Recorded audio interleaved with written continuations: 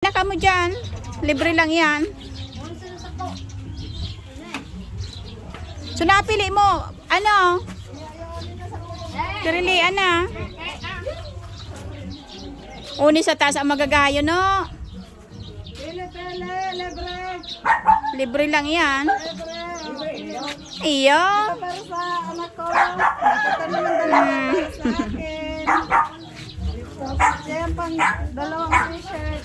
Daw ka.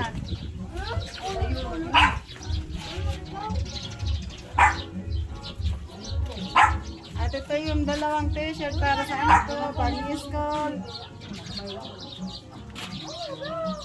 Mulay, nakapili na ng polo siya, no? Ay, na si Francia. Franz, dali na, Franz. Mapili ka ng polo mo. Pantalon.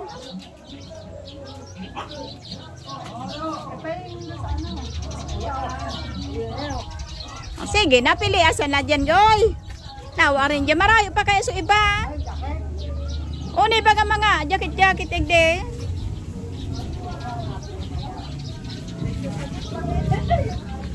Libre sa na yan.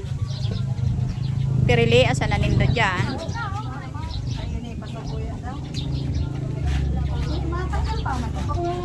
Gayon iyoan. Samuel.